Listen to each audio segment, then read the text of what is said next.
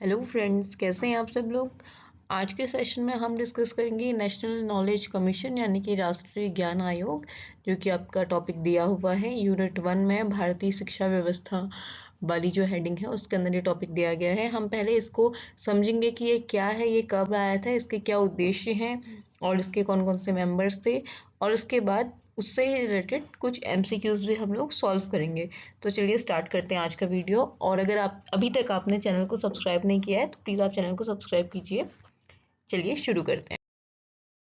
सबसे पहले अगर हम नेशनल नॉलेज कमीशन यानी कि राष्ट्रीय ज्ञान आयोग जो है इसके इस्टेब्लिशमेंट की बात करें कि कब ये बना था, तो ये जून 13 2005 में बना था। ठीक है, ये कब बना था? जून 13 2005 में बना था। एंड ये डिसॉल्व कब हुआ था? ये 2014 में ये डिसॉल्व हुआ था। कब हुआ था? 2014 में ये राष्ट्रीय ज्ञान आयोग डिसॉल्व हुआ था। बना था 2005 में, डिसॉल्व हुआ था 2014 में।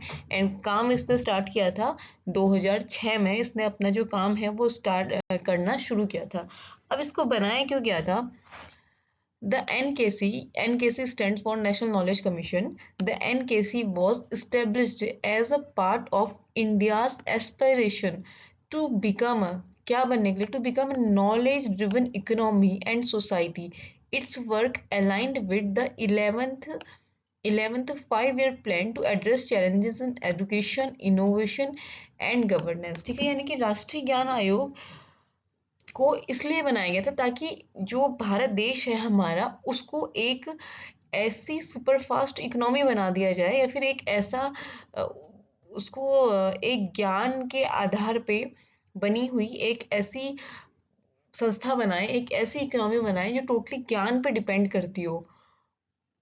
और साथ ही साथ ये जो एनकेसी है इसको जो 11वीं पंचवर्षीय योजना है उसके साथ जोड़ के देखा गया था। उसके साथ इसने काम किया था ताकि जो भी चैलेंजेस हैं एजुकेशन में, नए नए नवाचारों में और सरकार के कामों में, प्रौद्योगिकी में, कृषि में, ई प्रशासन में, उद्योग में, विज्ञान में, शिक्षा में, किसी में भी हो, उन सभी की ओर ध्यान केंद्रित करना इस कमीशन का मेन उद्देश्य था। ठीक है, और ये किसको रिस्पॉन्ड करता है? ये डायरेक्टली रिस्पॉन्ड करता है, ये उत्तरदायी होता है सीधे सीधे जो भारत का प्रधानमंत्री है उसके लिए। मतलब ये हम कह सकते हैं कि जो भारत के प्रधानमंत्री हैं उनको सलाह देने के लिए एक हाई लेवल एडवाइजरी बॉडी थी, उच्च स्तरीय जो सलाहकार संस्था हम जिसको बोलते हैं, ये वो थी भारत के प्रधानमंत्री को सलाह देने के लिए। यहाँ पे लिखा गया है it was a high level advisory body, मतलब उच्च स्तर की सलाहकार संस्था टू द प्राइम मिनिस्टर। किसको? टू द प्राइम मिनिस्टर को। कहाँ के prime minister? Prime minister of India, with the objective of transforming India into a knowledge society, of transforming India को ट्रांसफॉर्म करने के लिए एक नॉलेज सोसाइटी की तरफ, यानी कि ज्ञान का प्रसार करना और ज्ञान को सुलभ बनाना, ज्ञान की चुनौतियों का सामना करना। मेनली जो 21वीं सदी की चुनौतियां थी उनको सामना करने के लिए एनकेसी का गठन किया गया था। और उस टाइम पे जब इसको बनाया गया था उस टाइम पे भारत के प्रधानमंत्री थे डॉक्टर मनमोहन सिंह। ठीक है, ये क्वेश्चन भी काफी बार पूछा जाता है कि जिस समय इस आयोग का गठन हुआ था उस टाइम पे इंडिया के प्राइम मिनिस्टर कौन थे? तो प्रधानमंत्री मनमोहन सिंह की अध्यक्षता में नेशनल नॉलेज कमीशन को जून 13 2005 में बनाया गया, जिसने काम करना शुरू किया 2006 में और इसको डिसॉल्व किया गया 2014 में। ये क्या थी? ये एक उच्च लेवल की एडवाइजरी बॉडी थी जो सीधे रिस्पॉन्ड करती थी किसको?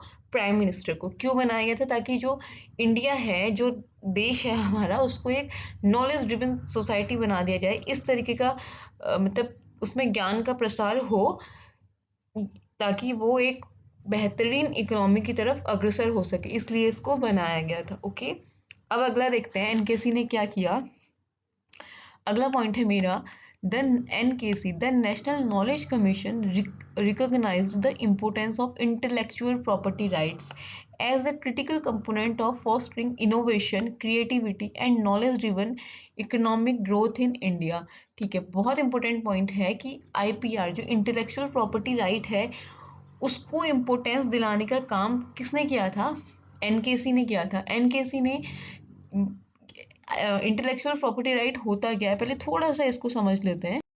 तो ये जो आईपीआर है जिसको हिंदी में हम बौद्धिक संपदा का अधिकार भी बोलते हैं, ये भी एक टॉपिक है आपके सिलेबस में, इस पे बाद में आएंगे उस पे।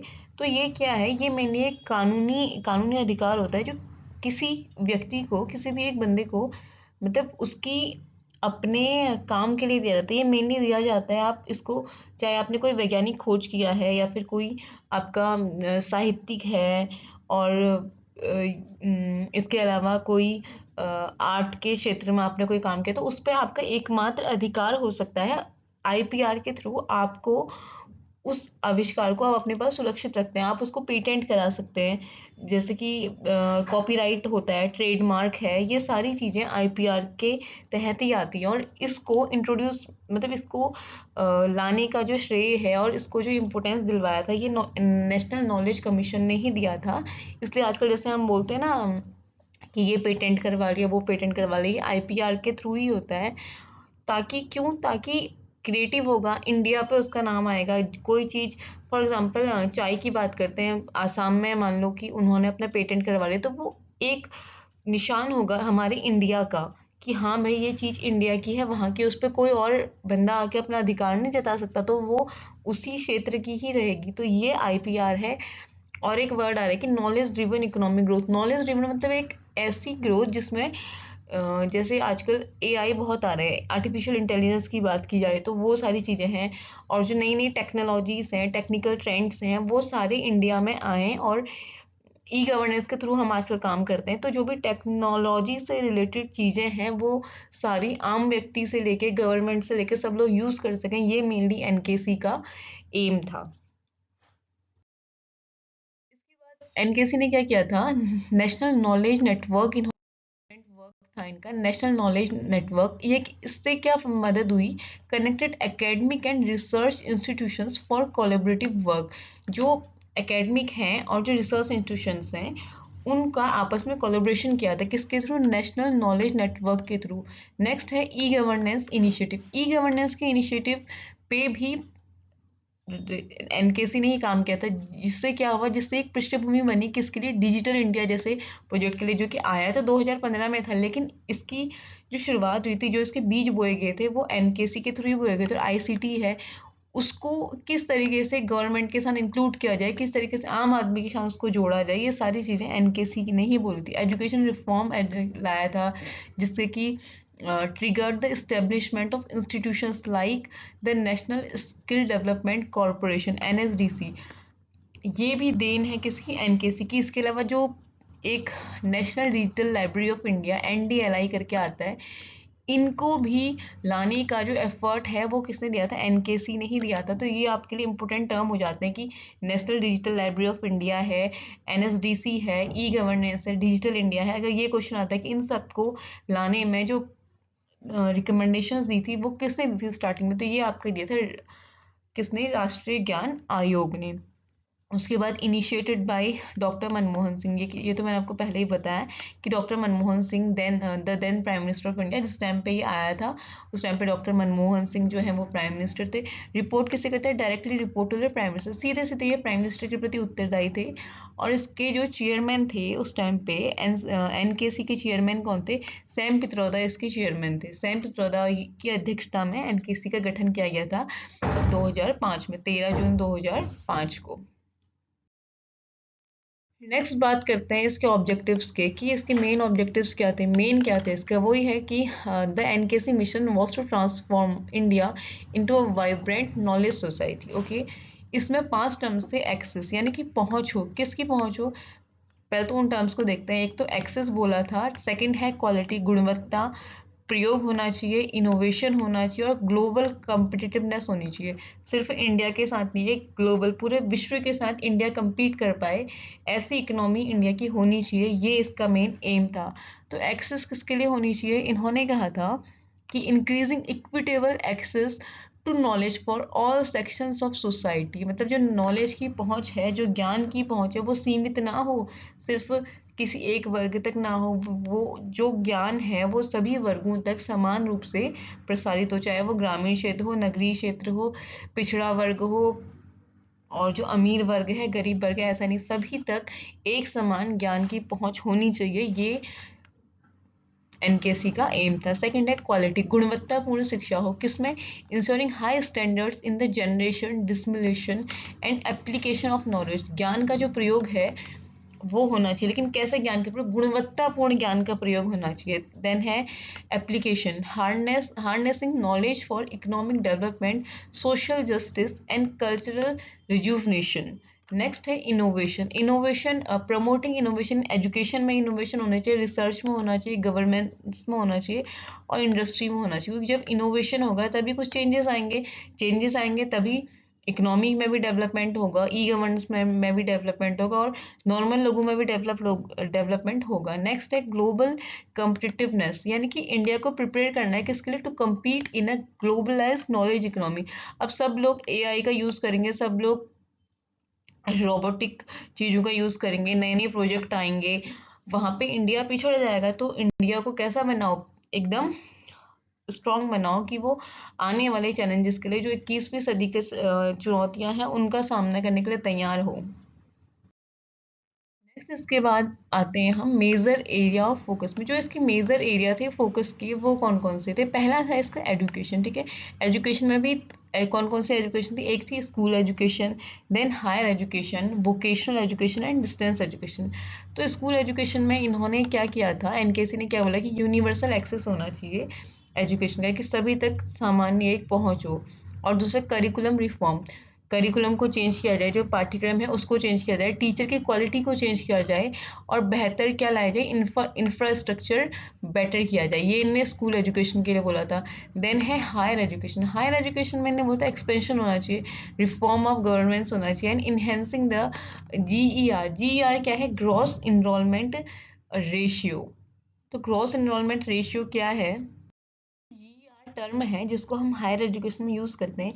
ये एक मेनली एक ऐसा टूल होता है जिसमें हम परसेंटेज को मेजर करते हैं एक स्पेसिफिक एज ग्रुप की, कि उस एज ग्रुप से कितने बच्चे जो हैं उस कॉलेज में या उस एजुकेशन में इनरोल हुए हैं, ठीक है। और इन्होंने साथ ही रिकमेंड किया था 15 new national universities in India, कि इंडिया में 50 नई नेशनल यूनिवर्सिटीज़ को खोला जाए, ये इन्होंने कहा था। और वोकेशनल एजुकेशन में इन्होंने क्या बोला? इन्होंने बोला कि जो गैप है एजुकेशन और मार्केट रिक्वायरमेंट्स का, उसके बीच में इन्होंने एक पुल का काम किया। Next distance education, distance education improving the quality and accessibility of distance learning programme. Distance learning programme है, उसकी एक्सेसिबिलिटी को बेहतर किया जाए, ताकि अगर कोई प्रोग्राम चल रहा है तो वो सब तक पहले जानकारी हो, तभी तो कोई इन्वॉल्व करेगा। जानकारी ही नहीं पहुंचेगी किसी तक तो वो कैसे इन्वॉल्व करेगा? तो ये मेजर रिफॉर्म एनकेसी ने एजुकेशन के फील्ड में बताए थे, ये मेजर एरिया ऑफ फोकस है इनका। उसके बाद लाइब्रेरीज की बात करें तो लाइब्रेरीज में नेशनल लाइब्रेरी ग्रिड इन्होंने एक बनाने को बोला था, कि revitalizing public libraries and creating a national library grid to modernize infrastructure and digitise resource, मतलब सारे जो रिसोर्स हैं उनका डिजिटलाइजेशन कर दिया जाए और एक ऐसा ग्रिड बनाया जाए जिसमें सभी ही रिसोर्स बच्चों को या फिर किसी भी व्यक्ति को एक स्थान पर मिल सकें। और आईसीटी के बारे में इन्होंने बोला था, इंफॉर्मेशन कम्युनिकेशन टेक्नोलॉजी उसको बोलते हैं, कि एक्सपेंड ब्रॉडबैंड कनेक्टिविटी को एक्सपेंड किया जाए और ई गवर्नेंस को प्रमोट करने का इनका काम था और आईसीटी को एजुकेशन में लाने का इनका काम था और हेल्थ और पब्लिक सर्विस सभी जगह आईसीटी को लेके आने का जो श्रेय है वो भी हम कहीं ना कहीं एनकेसी को दे सकते हैं। Next is innovation and research. इसमें क्या था? इंकरेजिंग एंटरप्रेन्योरशिप, एंटरप्रेन्योरशिप को एनकरेज करना and fostering innovation in universities and research institution. जो भी नई इनोवेशन है, नई चीज़ें हो रही हैं जिसको नवाचार बोलते हैं, रिसर्च है, उसको प्रमोट किया जाए जो यूनिवर्सिटीज़ हैं और जो रिसर्च वाले केंद्र हैं वहाँ पे, ताकि बच्चों को क्या हो, नई चीज़ें करने को और नई चीज़ें जानने को मिल पाएँ। एंड उसके बाद लैंग्वेज एंड ट्रांसलेशन पे इनने काम किया था, promoting Indian language, Indian language को प्रमोट करना ये बोलते थे। और साथ ही इन्हें बोलता है कि एक ऐसी चीज़ बनाई जाए, एक जो ट्रांसलेशन कैपेसिटीज़ हैं उनको स्ट्रॉन्ग बनाया जाए। क्यों? ताकि जो रीजनल लैंग्वेजेस हैं उन तक भी ये चीज़ें पहुंचाई जाएं। किस तरीके से पहुंचाई जाएं? ताकि जो रीजनल लैंग्वेज है उन्हीं की लैंग्वेज में उस ज्ञान को जो उनको देना चाहते हैं उसको ट्रांसफ़र कर दिया जाए। कैसे ट्रांसफ़र करके? जब आप ट्रांसलेशन की कैपेसिटीज़ को स्ट्रॉन्ग करेंगे, या कोई फॉर एग्जांपल कोई ऐसा इंस्ट्रूमेंट लेंगे जिससे आप ट्रांसलेट कर सकते हैं, या लाइब्रेरी में कोई ऐसा टूल लगा दे जिससे आप पढ़ सकते हैं, अपनी लैंग्वेज में उस चीज़ को ट्रांसलेट कर सकते हैं। तो ये चीज़ इन्होंने बोली थी। एंड नेशनल नॉलेज नेटवर्क की बात करें तो नेशनल नॉलेज नेटवर्क, राष्ट्रीय ज्ञान नेटवर्क को स्टेब्लिश करना टू कनेक्ट ऑल। क्या कनेक्ट करने के लिए? सारी universities, libraries, laboratories, to enable seamless exchange of knowledge. अगर बहुत सारी लाइब्रेरीज का एक्सचेंज हो जाएगा, कनेक्ट हो जाएंगे आपस में, तो एक दूसरे से नॉलेज का ट्रांसफर हो सकता है, ये इन्होंने कहा था। इसलिए जो राष्ट्रीय ज्ञान नेटवर्क है इसको इन्होंने स्टेब्लिश किया था। तो ये क्वेश्चन भी बहुत बार आता है कि राष्ट्रीय ज्ञान नेटवर्क को क्यों स्थापित किया गया था या किसने स्थापित किया था। इस तरीके के क्वेश्चन पूछे जाते हैं इस टॉपिक से रिलेटेड। देन इसके बाद अगर हम बात करें मेंबर्स की, कि नेशनल नॉलेज कमीशन में कौन कौन मेंबर थे, तो it was shared by Sam Pitroda. ठीक है, चेयरमैन थे इसके Sam Pitroda, and included prominent academicians, scientist and industry leaders भी थे इसमें। और इसके अलावा इनके जो की मेंबर्स थे वो कौन कौन से थे? फर्स्ट सैम पित्रोदा जो कि चेयरमैन है। देन उसके बाद सेकंड थे आपके डॉक्टर PM भार्गवा, जो कि कौन थे? जो कि molecular biologist and founder of the centre for cellular and molecular biology. ठीक है। नेक्स्ट है आपके डॉक्टर दीपक नायर, जो कि इकोनॉमिस्ट हैं और फॉर्मर वाइस चांसलर रहे हैं ये दिल्ली यूनिवर्सिटी के। इसके अलावा नंदन नीलेकानी, जो कि को फाउंडर हैं इन्फोसिस के एंड लेटर चेयरमैन हैं ये UIADI के। एंड अशोक गांगुली, जो कि फॉर्मर चेयरमैन थे हिंदुस्तान लीवर लिमिटेड के। एंड डॉक्टर आंद्रे बैटल, जो कि एक सोशलॉजिस्ट है। तो ये तो खाली एक जानकारी के तौर पे मैंने बताया। मेन पूछा जाएगा तो आपसे सैम पित्रोदा के ही बारे में पूछा जाएगा कि इसके अध्यक्ष कौन थे, लेकिन फिर भी ये मेंबर्स पता होने चाहिए, जस्ट फॉर इंफॉर्मेशन। उसके बाद इन्होंने 300 से ज़्यादा तो रिकमेंडेशंस दी थी। किसने? नेशनल ज्ञान आयोग ने। लेकिन जो इनकी मेन रिकमेंडेशंस थी वो हम इनको देख लेते हैं। हाँ, एजुकेशन के फील्ड में इन्होंने हायर एजुकेशन में क्या बोला था? इन्होंने रिकमेंड किया था कि create a national commission for higher education and research NCHER to act as a single regulatory body. ये इन्होंने बोला था। अब इसका काम कौन देखता है? UGC देखता है, ये सारी चीज़ें इसका काम देखता है। तो इन्होंने ये बोला था कि नेशनल कमीशन होना चाहिए हायर एजुकेशन और रिसर्च के लिए। और साथ ही इन्होंने बोला था कि जो यूनिवर्सिटीज़ की संख्या है उसको 1500 तक बढ़ा देनी चाहिए to ensure GER of at least 15%। GER जो मैंने भी बताया था, रेशियो एक टूल है जिससे हम मेज़र करते हैं एक परसेंटेज ऑफ एज ग्रुप का, कि इतनी एज ग्रुप के बच्चे इनरोल हुए थे। तो इन्होंने इसको बोलते हैं एटलीस्ट 15% तक ये बढ़ना चाहिए। एंड इसके अलावा इन्होंने बोला कि allow greater autonomy for institutions while holding them accountable for outcomes. मतलब ऑटोनॉमी मिले, स्वायत्तता मिले संस्थानों को। कौन से संस्थानों को? हायर एजुकेशन के संस्थानों को। तो इसमें मेन हमारा होता है कि इन्होंने एक तो 50 न्यू सेंट्रल यूनिवर्सिटीज़ खोलने को बोला था। एक पॉइंट ये है। सेकंड, 1500 तक बढ़ा दिया जाए। थर्ड पॉइंट, GER रेशियो को 15% तक करा जाए। फोर्थ पॉइंट कि national commission for higher education and research, ये इन्होंने खोलने को बोला था। ये इम्पोर्टेंट पॉइंट्स इंपॉर्टेंट हो जाते हैं। इसके अलावा स्कूल एजुकेशन की बात करें तो स्कूल एजुकेशन के लिए इन्होंने बोला था, रिकमेंड किया था कि focus on early childhood education पे फोकस किया जाए।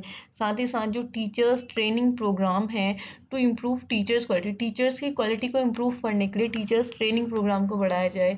और पब्लिक प्राइवेट जो पार्टनरशिप है उसको मजबूती प्रदान की जाए। कहाँ पे? एजुकेशन के फील्ड में। इसके अलावा वोकेशनल एजुकेशन के लिए इन्होंने क्या रिकमेंड किया था? इन्होंने क्या कि एक डेडिकेटेड फ्रेमवर्क होना चाहिए स्किल डेवलपमेंट के लिए, क्योंकि स्किल डेवलपमेंट, जब स्किल डेवलप होगी तभी जाके उसको रोजगार मिल पाएगा। और साथ ही साथ इन्होंने वोकेशनल ट्रेनिंग को मेन स्ट्रीम एजुकेशन में जोड़ने को बोला था, जो कि आपका NEP 2020 में भी बोला गया कि 6th क्लास से ही बच्चे को जो है वोकेशनल ट्रेनिंग दी जाएगी। तो ये यहीं पे इन्होंने बोल दिया गया था। नेशनल नॉलेज कमीशन से भी बहुत सारी चीज़ें आपका NEP 2020 में ली गई हैं।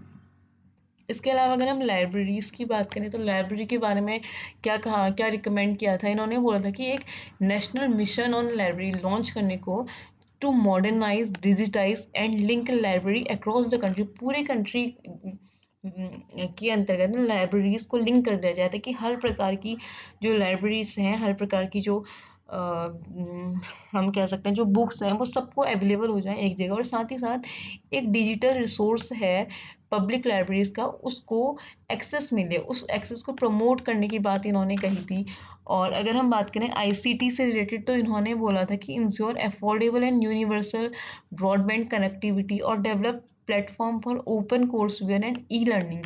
ई लर्निंग के लिए ओपन चीज़ों को खोला जाए और ऐसे प्लेटफॉर्म विकसित किए जाएं जिसमें ये सारी, जैसे कि आजकल दीक्षा है, ये प्लेटफॉर्म है, ये सारी चीज़ें खोलने की बात कहीं ना कहीं एनकेसी में ही कह दी गई थी, इनकी रिकमेंडेशंस थी। इसके अलावा गवर्नमेंट को इन्होंने क्या क्या चीज़ें बोली थी, इन्होंने बोला था कि enhance transparency and accountability through e governance tool. E governance tool की इन्होंने बात की थी। हम ये कहते जो ई गवर्नेंस है एंड जो ये डिजिटल लाइब्रेरी है, ये सारी चीज़ें एनकेसी की ही देन हम कह सकते हैं। इन्होंने इस पर काफ़ी बात की थी और ये बोला था कि simple bureaucratic process and promote citizen centric service governance. Governance ऐसा हो जो गवर्नमेंट सेंटर्ड ना हो, सिटीजन सेंटर्ड हो, ताकि जो सर्विसेज हैं गवर्नमेंट की और पब्लिक के बीच में जो बातचीत का जरिया है उसको सिंप्लीफाई किया जाए। जैसे आजकल हो जाता है ना, कहीं पे भी हम बात कर सकते हैं, आरटीआई लगा सकते हैं या इंटरनेट के थ्रू हम बात कर सकते हैं, ये सारी ही चीज़ें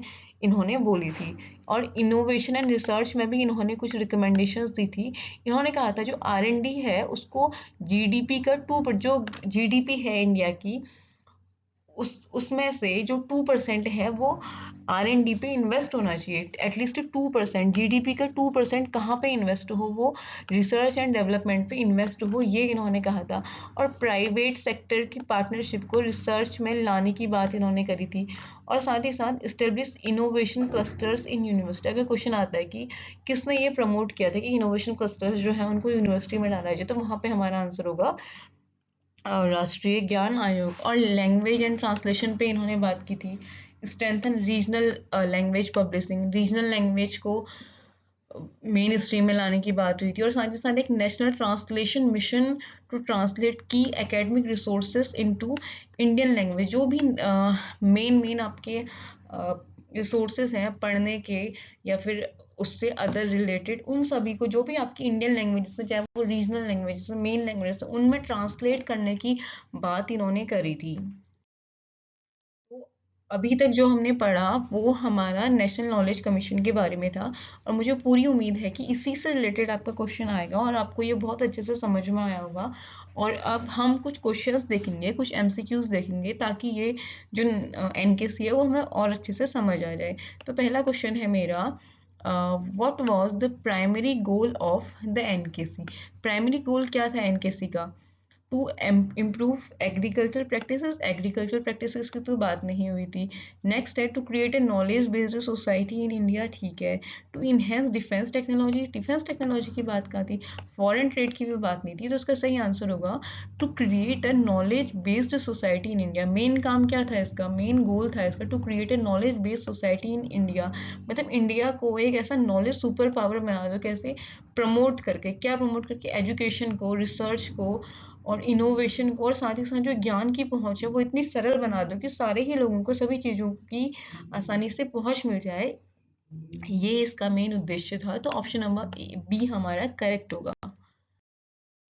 क्वेश्चन है which sector was not a, ठीक है, नॉट अ लिखा है, not a focus centre of NKC. कौन सा नहीं था? एजुकेशन था, एजुकेशन तो था। लाइब्रेरीज तो था, अभी हमने बात करी थी लाइब्रेरीज में, नेशनल डिजिटल लाइब्रेरी की बात करी थी। स्पेस एक्सप्लोरेशन, इसकी हमने कोई बात नहीं करी पूरे सेशन में। अगला है हमारा information and communication technology, ICT भी था।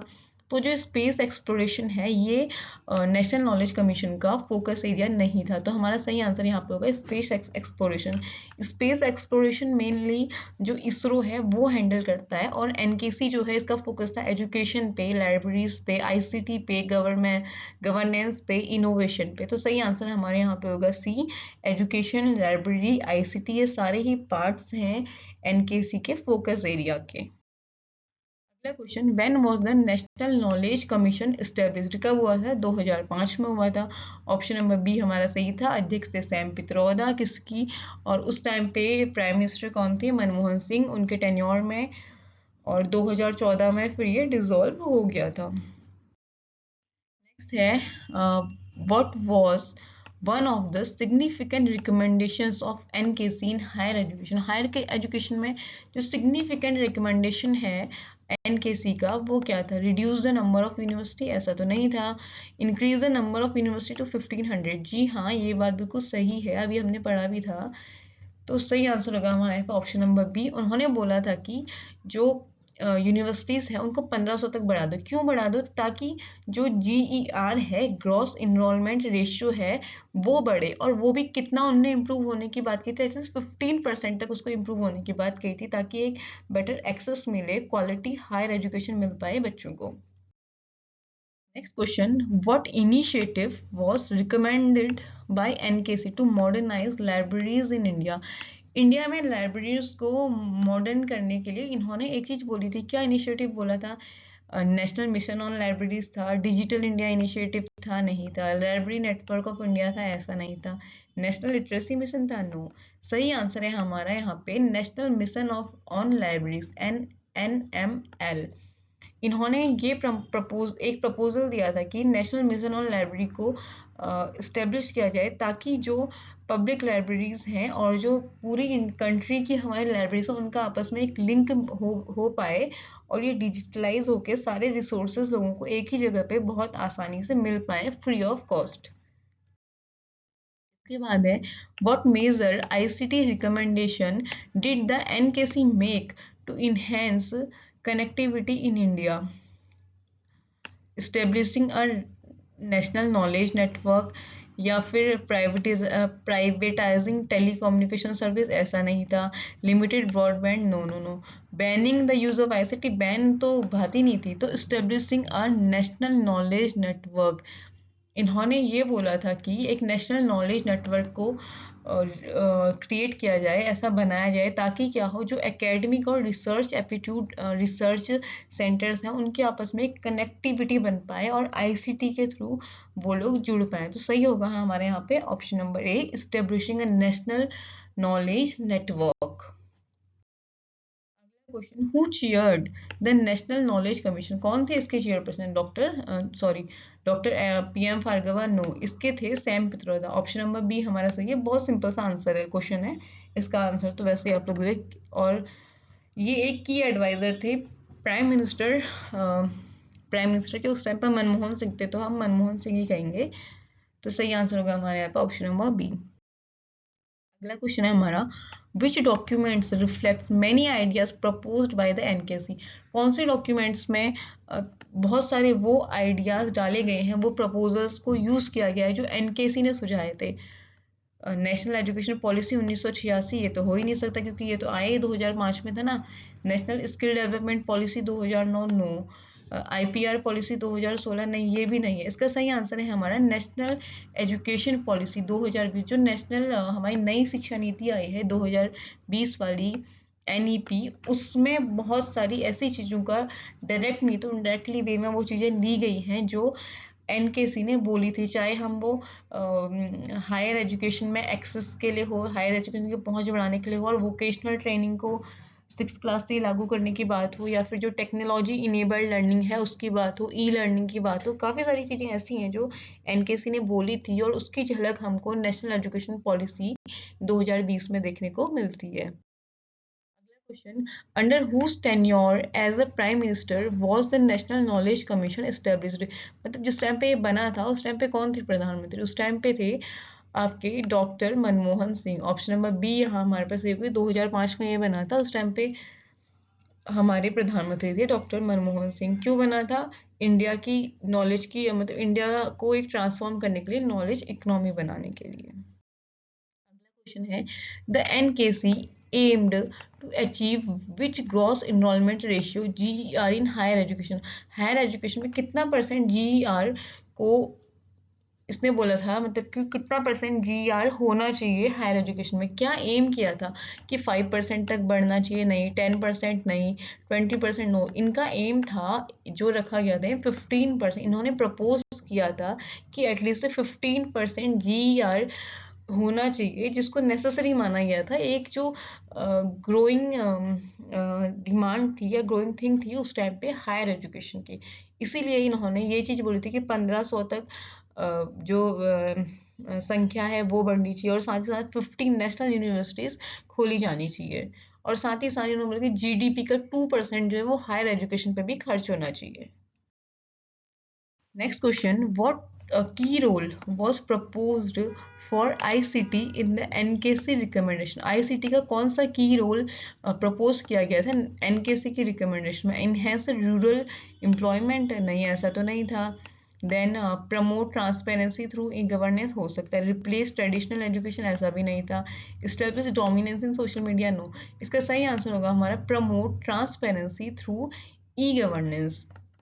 ऑप्शन नंबर बी, जो एनकेसी है उसने हाईलाइट किया था जो इम्पोर्टेंस है ई गवर्नेंस का, क्यों? ताकि उसको एक टूल की तरह यूज़ किया जाए, चाहे आप ट्रांसपेरेंसी की बात कर रहे हो या फिर जो पब्लिक की और गवर्नमेंट के बीच की जो आपसी सर्विस की एक्सचेंज है उसको सुलभ बनाने की बात कर रहे हो, इसलिए उन्होंने एनकेसी ने ई गवर्नेंस के रोल को डिफाइन किया था। तो ये था हमारा एनकेसी पूरा का पूरा, और साथ ही साथ इससे रिलेटेड कुछ क्वेश्चंस। मुझे पूरी उम्मीद है कि ये वीडियो आपके लिए हेल्पफुल रहा होगा और ये आपको काफ़ी अच्छे से समझ आया होगा। तो आज के लिए बस इतना ही, मिलते हैं नेक्स्ट वीडियो में। Thank you for watching, and आपको आपके आने वाले एग्जाम्स के लिए मेरी तरफ से बेस्ट ऑफ लक, बहुत बहुत शुभकामनाएं।